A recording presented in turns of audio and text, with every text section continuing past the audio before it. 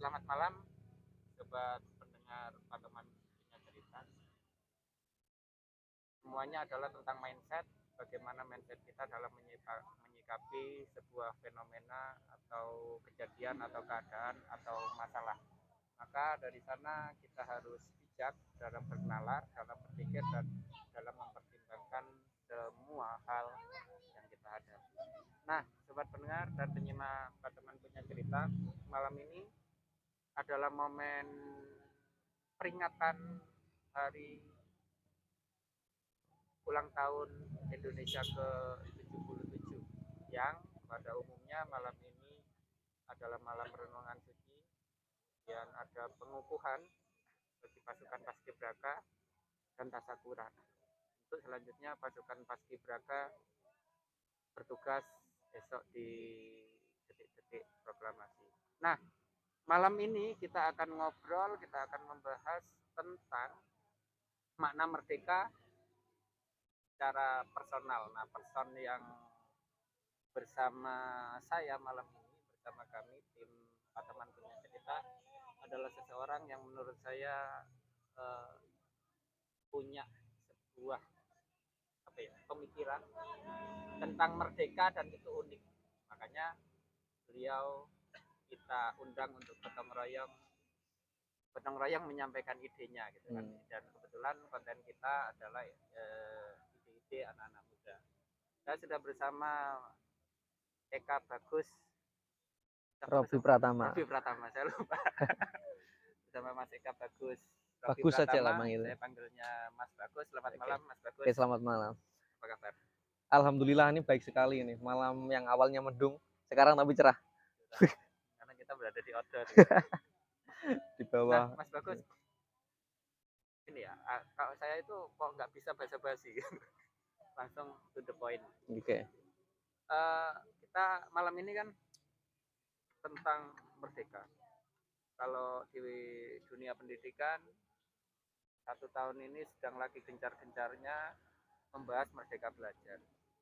Nah, secara spesifik nih, sebelum ke topik tentang apa itu merdeka, bagaimana merdeka, dan selanjutnya ceritakan dulu dong masa kecilnya Mas Bagus, mulai dari lahir atau mungkin lahir di satu tempat kemudian pindah ke Banyuwangi dan sebagainya.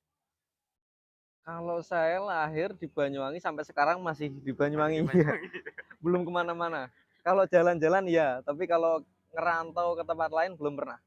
Jadi saya lahir di Banyuwangi, kecil sampai sekarang di Banyuwangi. Saya di keluarga yang sederhana, bukan keluarga yang mampu juga, tapi alhamdulillah di keluarga yang cukup buat saya belajar, buat saya menuntut ilmu, itu cukup kebutuhannya. Terus selanjutnya masa kecilnya di keluarga itu bagaimana? Mungkin cerita dong untuk ketika masa sebelum sekolah, kemudian masa sekolah sampai sekarang. Riwayat kecil sampai pendidikan.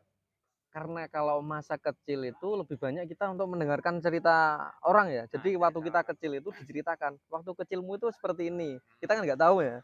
Jadi diceritakan sama orang-orang, termasuk mungkin lingkungan kita, orang tua kita, atau tante, nenek kita. Kalau menceritakan dulu itu, saya orang yang suka bohongin orang-orang sekitar saya. Tapi dengan hal-hal yang sederhana, mungkin kalau apa ya, kalau bukan masalah bohongin yang hal besar. Contohnya, mau aku lihat apa, tadi lihat kuda di jalan, padahal enggak. Bohong gitu, suka bohong gitu. Terus selanjutnya banyaklah, sebelum sekolah itu pikiran saya itu pengen sekolah itu seneng banget waktu pengen sekolah TK. Tapi setelah sekolah itu hal yang sangat membosankan buat sekolah. Sekolah membosankan. Ya waktu itu, ya. Mas Bagus saat kecil gitu. Iya waktu itu. Apalagi sebelumnya apalagi kita apa ya? Kalau kita temannya tidak cocok sama kita, itu hal yang membosankan itu. Tapi itu karena kita baru bertemu. Setelah kita lama bertemu sama teman di sekolah, itu hal yang mengasihkan kalau belajar. Apalagi kita teman-temannya, karena lingkungan saya sama teman-teman seumuran itu agak jauh. Jadi agak untuk mengenalnya itu nggak bisa sehari. Kalau biasanya teman-teman yang lain itu kita sekolah bareng di lingkungan yang sama, pasti kita banyak teman. Karena lingkungan saya agak jauh, banyak nggak banyak yang seumuran, jadi harus saya mengenal orang-orang yang baru. Saya malah takut sekolah, malas sekolah, nggak asik sekolah. Nah, saya SD juga bukan orang yang pinter, sampai sekarang juga saya masih belajar. Kalau saya udah pinter, saya nggak belajar, saya nggak sekolah. Oke, saya belajar di SD sama sama juga. Waktu SD saya juga nakal seperti anak-anak yang lain juga, pada umumnya lah. Terus, nah ini bedanya. Mungkin kalau anak SD sekarang sama dulu. Kalau sekarang, mungkin kalau anak SD nilainya jelek, lapor ke orang tua. Orang tuanya yang marah sama gurunya. Tapi kalau saya dulu, nilainya jelek, sembunyikan. Sampai berapa tahun pas bongkar-bongkar almari ketemu. Loh, ini nilainya siapa? Nilainya dulu, nilainya siapa ini? Gak bilang. Nah, kalau sekarang mungkin nilainya jelek, gurunya yang dimarahin sama wali muridnya. SMP juga gitu, saya juga bukan orang yang menonjol dalam kecerdasan, saya yang di pas-pasan lah, nggak terlalu bodoh juga.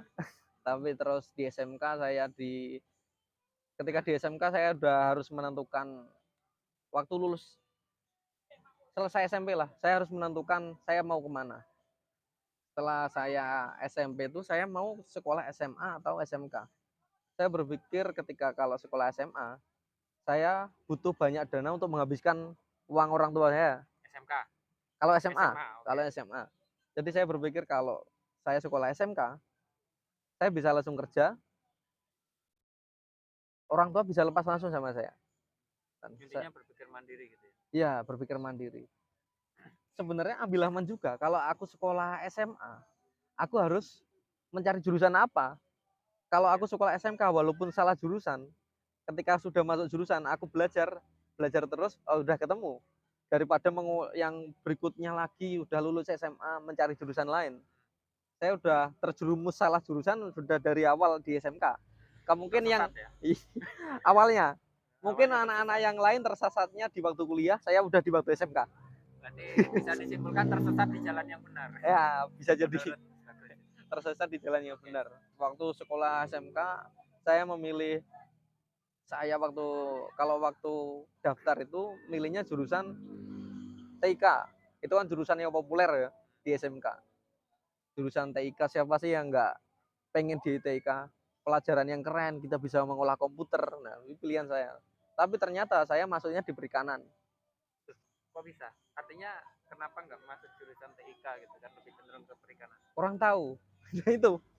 Padahal kalau dibilang nilai saya juga cukup bagus kalau waktu itu. Tapi saya nggak masuk di TIK. Nah, itu juga dari permasalahan kalau pendidikan kita belum merdeka juga. Belum merdeka karena jurusan masih ditentukan sama nilai. Bukan keinginan kita, bukan bakat kita. Bakat kita nggak ditemukan di sekolah. Sekolah pun tidak menjuruskan bakat kita kemana. Seolah kita dipilihkan dengan nilaimu segini, kamu cocoknya di jurusan ini. Nilaimu segini, kamu cocok di jurusan ini. Bukan ditentukan sama keinginanmu, pengen jurusan apa. Ya, pengen kemana. Oke. Saya kelas 1 masih bingung lah. Ini perikanan kalau kayak gini, apalagi sekolahnya di semi militer, yang keras kayak gitu. Semester 1 udah kepikiran, wah ini salah aku memilih sekolah SMK, harusnya aku di SMA aku. Di pendidikan yang keras seperti di semi militer, wah ini salah jurusan. SMK Gelagah. Gelagah. Negeri 1 ya? Ya, Negeri 1 Gelagah. Ya. Ada jurusan perikanan di situ. Barangkali menyapa alumni atau guru-guru. Waktu itu, mohon maaf saya potong. Guru olahraga ada yang namanya Pak Agung? Pak Agung, oh enggak. Waktu itu saya diajar, waduh kok saya lupa juga guru. Cewek gurunya. Gurunya. Oke, lanjut. Oke. Saya di kelas 1 kurang tahu perikanan, kelas 2 juga sama. Dan saya tahu perikanan itu setelah PKL. PKL perikanan. Jadi PKL itu kelas 2. Dari situ saya mengenal perikanan dan saya harus belajar sungguh-sungguh di jurusan ini. Dan peluangnya itu memang besar. Jadi karena kalau di industri perikanan itu selalu ada ekspansi. dan perkembangan budidaya perikanan itu semakin maju. Jadi kita orang perikanan itu selalu butuh tenaga baru. Dari sudut pandang pengusaha di bidang perikanannya yang membutuhkan tenaga baru. Ya, benar-benar. Apalagi di perikanan itu harus berkembang. Kalau nggak berkembang kita mati karena penyakit. Oke. Penyakit udang-udang itu. Dan kita harus berpikir berkembang untuk menangani penyakit itu. Terus saya lulus SMK itu kerja. Saya kerja di salah satu tambak di Banyuwangi. Saya pertama kerja itu di posisi laborat. Di laborat saya 5 tahun. Baru selanjutnya saya di posisi teknisi. Masih belajar juga di teknisi. Karena belum banyak yang saya dapat di teknisi juga. Masih sekitar 6 siklus ini. 6 siklus apa berapa ya? Hampir setahun setengah lah atau 2 tahun kayaknya. Gitu. Dan sampai sekarang. Nah, ini malam ini kan fokus di topiknya adalah malam kemerdekaan. Nah, merdeka menurut Bro Bagus, secara personalnya Bro Bagus seperti apa? Nah, untuk yang tadi, yang paling sederhana untuk merdeka di belajar itu, jadi kita harus menentukan jurusan kita dulu, seperti yang tadi lah yang dibicarakan. Kalau kita belum bisa menentukan jurusan kita sesuai pemikiran kita, tapi ditentukan sama nilai, kita nggak bisa berpikir merdeka. Mungkin sama seperti saya dulu, pengennya TIK, tapi tersesat di perikanan. jalan yang benar. Ya, tersesat di jalan yang benar. Tapi harusnya kalau kita salah jurusan, kita harus punya pemikiran untuk menyelesaikan masalah itu. Tapi yang pertama itu yang pendidikan di Indonesia sih. Kita harus, karena kalau mungkin saya bisa menyelamatkan saya sendiri di jurusan saya, mungkin banyak yang lain nggak selamat di salah jurusan itu. Mungkin dari mereka malas belajar, bahkan mereka sampai malas sekolah, keluar sekolah karena salah jurusan, karena nggak sesuai sama keinginannya. Terus beberapa hal, kalau nilai itu terlalu ditinggikan dibandingkan skill kita. Contohnya aja kalau ngelamar kerja lah, kita mungkin kalau ngelihat yang jauh lagi, ngelamar kerja di Google, terus Microsoft, dan mereka itu untuk rekrutmen, mereka nggak milih nilaimu berapa, tapi langsung praktek dulu, kamu bisa apa. Kalau kamu bisa apa, kita lihat dulu, kamu bisa ini, oh ternyata hasilnya bagus, ayo ikut, kamu punya kemampuan. Jadi ada semacam apa ya, istilahnya mapping ya. Ya. Ketika dia melakukan apa, dia cocoknya di mana kan gitu. Oke, ya. Jadi kalau yang tadi ya, jadi kejujuran itu tidak ditentukan sama nilai kan, berarti. Tidak ditentukan sama nilai. Kejujuran itu ditentukan sama skill. Kalau skill kita kerja, terus jurusan kita termasuk tadi, kalau kita nilai aja tinggi, tapi skill kita nol, itu nilai dari mana? Kan nggak jujur berarti. Terus kita harus yang tadi lah, termasuk nilai itu di masyarakat juga, kita nilai itu yang paling tinggi kita dilihat itu. Walaupun orang Jawa itu pedomannya ajening rogo soko busono, yang dilihat itu pasti pakai penampilannya. Emang bener, tapi jangan sampai kamu bilang pakaian awut-awutan. Mungkin kalau cewek-cewek nggak pakai berkerudung, pakaian terbuka, bilang gini, jangan nilai itu orang itu dari luarnya aja, itu nggak bisa, karena kita bisanya melihat itu dari luarnya. Yang senyatanya. Iya, bagaimana kita, iya, bagaimana bisa kita menilai dari dalamnya? Yang kita lihat yang dari luar, itu termasuk juga yang salah. Jadi ketika kita mau di posisi yang baik di masyarakat, kita harus menyesuaikan penampilan kita. Dan itu juga diberikan kepada di masyarakat itu ya. Kalau itu mungkin benar penilaian di masyarakat, tapi kalau kita di lingkungan skill kita, mungkin itu agak berbeda pendapatnya. Atau mungkin kita bisa nilai kalau hati ya, kalau hati yang menurut tadi, mungkin kalau nilai dari luar itu yang menilai yang bisa cuma manusia. Kalau kita mau melihat nilai kita yang di hati, ya jangan tunjukkan ke manusia, sama aja itu riak kan. mending kita kalau kita mau berbuat baik ya kita nggak perlu dinilai orang dengan baik, yang nilai kan cukup yang Tuhan ya. Terus untuk tadi nilai-nilai di pendidikan itu masih perbandingannya terlalu besar ya, karena nilai itu sangat penting, apalagi kita kerja di pegawai negeri, itu banyak sekali pegawai negeri membutuhkan nilai yang tinggi ya. Sedangkan beberapa kita untuk bekerja di skill-skill yang lain mungkin kita nggak butuh nilai itu.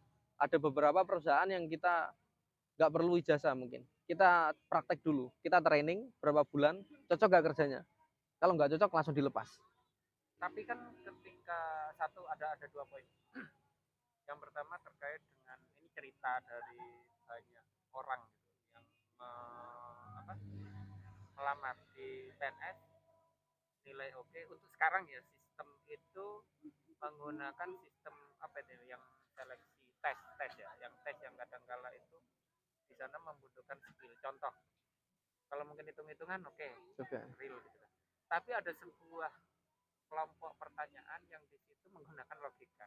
Ya kayak psikotes gitu ya. Psikotes. Akhirnya apa yang itu mengarahkan ke ternyata banyak yang menyatakan aku susah di sini. Padahal kalau kita memahami sebuah konteks permasalahan itu kan juga membutuhkan penilaian psikologis kita gitu kan, untuk mempertimbangkan ini dan sebagainya.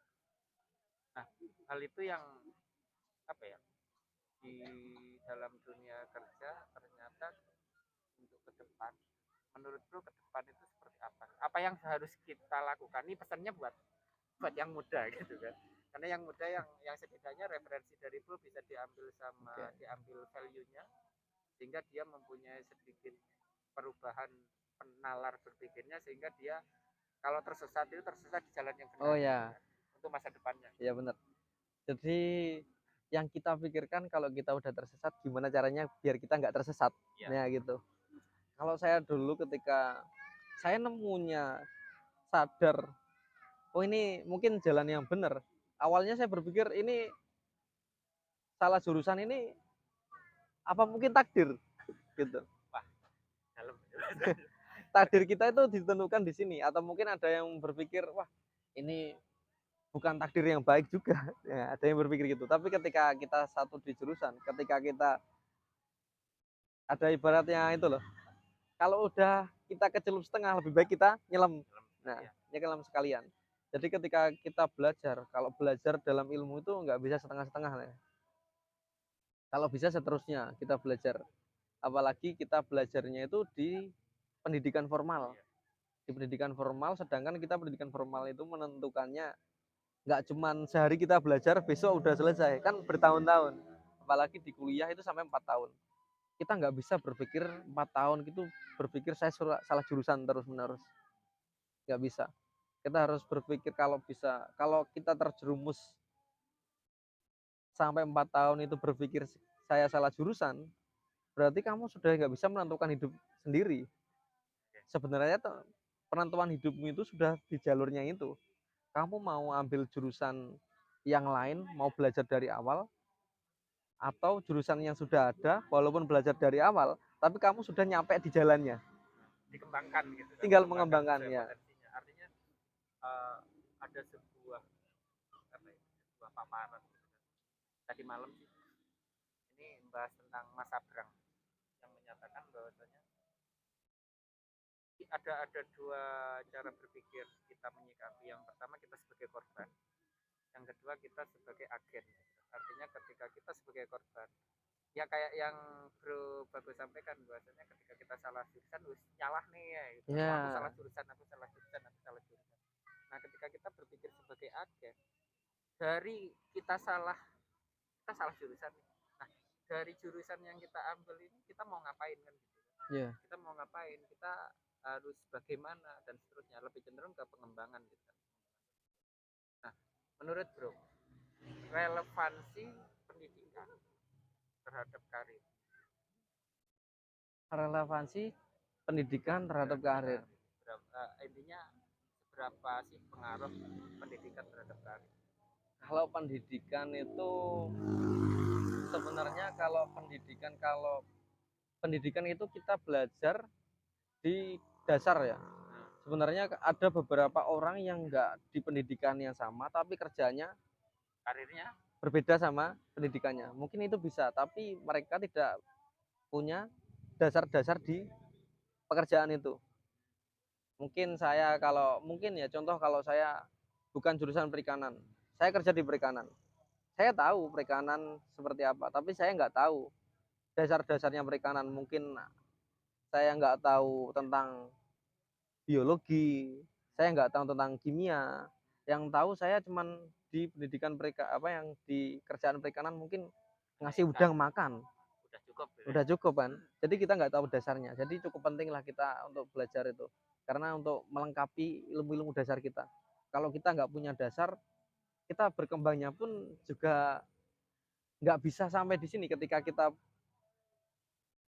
melangkah di tangga, satu tangga di bawah kita nggak bisa kita lewatin, ketika langsung kita di atas, kalau jatuh kita nggak nampak lagi di yang di bawahnya, kita nampak yang di lebih dasar lagi.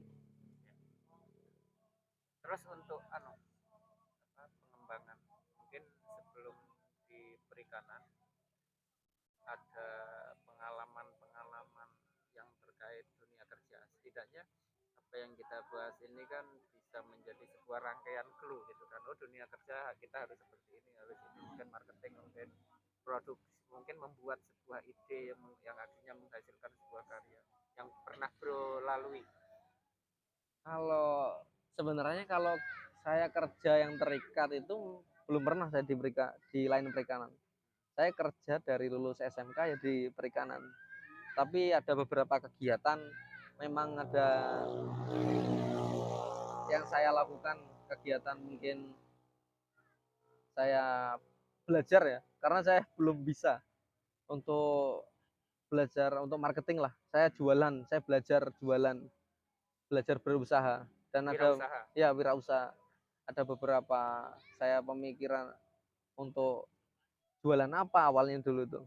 Terus saya berpikir, ini saya mau berkembang, mau jual, pasti pemikiran kita mau bilang gini ya, aku pengen jualan, tapi apa yang aku jual? Laku gak Ya. Sebelum itu sih, sebelum kita berpikir laku apa enggak, tapi saya pasti berpikir apa yang dijual.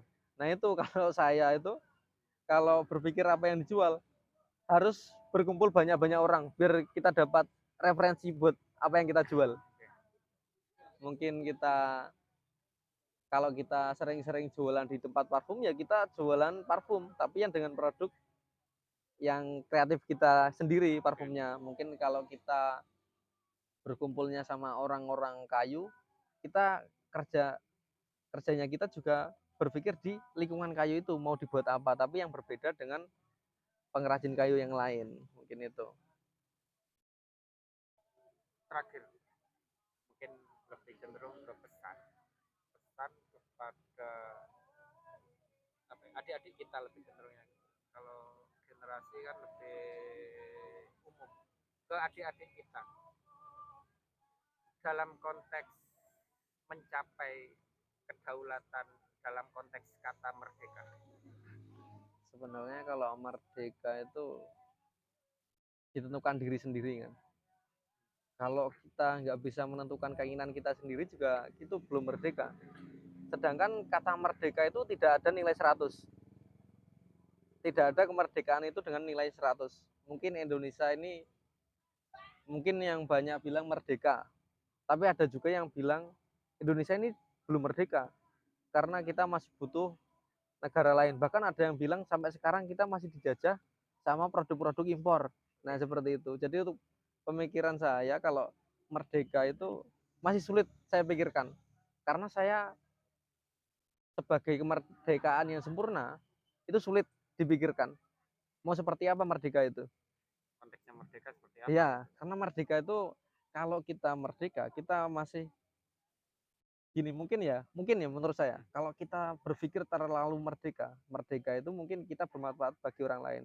Tapi kalau kita terlalu berpikirnya terlalu tinggi, merdeka saya harus berbuat saya semau saya sendiri, orang lain harus suka sama saya. Merdeka kan? Iya. Orang lain harus ngikut saya. Sedangkan itu kalau diperkira apa ya, di pikiran orang lain itu carpe diem. Itu juga merdeka termasuk. Nah, jadi kalau merdeka itu kita cukup melakukan yang kita lakukan sekarang dan tidak membuat orang lain susah karena perbuatan kita. Itu cukup merdeka. Merdeka itu berarti punya nilai manfaat. Ya, mulai nilai manfaat untuk orang lain. Ya, mungkin itu benar. Oke, terima kasih bro. Mungkin Oke. sukses selalu ide-idenya, kemudian kerjanya. Oke, Dan oke. mungkin tadi bro menyampaikan malam ini berarti malam mengulang syukurnya bro. Oh iya, Selamat ulang tahun. Oke, terima kasih terima kasih. pada Bro Bagus, sobat pendengar dan penyimak teman punya cerita. Itu tadi obrolan kita tentang momen merdeka, yang closing testimoni merdeka adalah memberikan apa yang kita lakukan bermanfaat untuk orang lain. Iya. Terima kasih, selamat malam, selamat hari ulang tahun Republik Indonesia untuk seluruh rakyat Indonesia beserta makhluk yang ada di bumi Indonesia. Semoga kita bisa memanai kemerdekaan dan kita merdeka dengan cara kita masing-masing. Terima kasih, selamat malam, Dirgahayu NKRI.